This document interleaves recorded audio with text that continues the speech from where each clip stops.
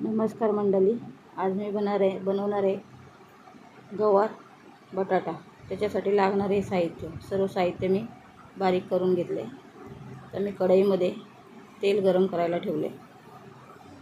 त्याच्यामध्ये राई अर्धा चमचा, जिरं अर्धा चमचा आणि 3-4 हिरव्या मिरच्या घालून घेतल्या।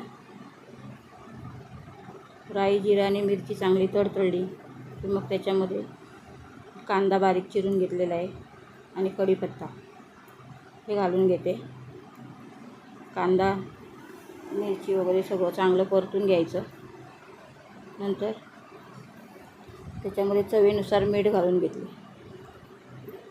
मीठ घातल्यानंतर हा कांदा हलक्या गुलाबी रंगावर येतो। नंतर त्याच्यामध्ये हळद घालून घेते मी पाव चमचा, अर्धा चमचा किंवा पाव चमचा घाला, आपल्या आवडीनुसार घालायचं, कारण हळद जास्त पडली तर भाजी थोडी कडवट लागते। आणि त्याच्यामध्ये गवार घालून घ्यायची आणि चांगलं मिक्स करून घ्यायची। ही भाजी चांगली मिक्स केल्यानंतर याच्यावर 2-3 मिनटं झाकण ठेवून घ्यायचं।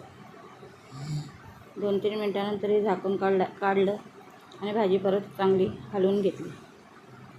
आणि आता याच्यामध्ये मी बटाटे घालून घेणार आहे। बटाटे मी सोलून मीडियम साईजचे तुकडे करून ह्याच्यामध्ये घालून घेते। गवार शिजायला वेळ लागतो म्हणून गवार आधी घालून घेतली होती आणि बटाटा पटकन शिजतो म्हणून मग मागून बटाटा घालून घेतला। ही भाजी 10 मिनटं वाफेवरती शिजून द्यायची। नंतर त्याच्यामध्ये आपल्याला मसाले घालायचे। तर बटाटाही शिजला आहे, गवारही चांगली शिजले। हे सगळं मिक्स चांगलं करून घेतलं आणि मग आता ह्याच्यामध्ये मी मसाला घालून घेते। त्याच्यामध्ये मी 1-1.5 चमचा धना पावडर घालून घेते। पाव चमचा मी किचन किंग मसाला घातला आणि लाल मसाला आपण आपल्या चवीनुसार घालायचा, आपल्याला तिखट कशी हवी त्याच्यावर।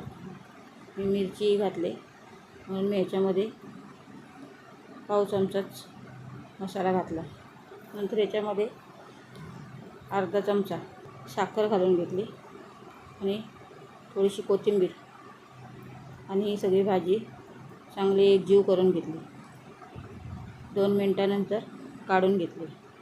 ही भाजी खायला खूप छान लागते, बनवून बघा। रेसिपी आवडल्यास लाईक, शेअर, सबस्क्राईब करा। धन्यवाद।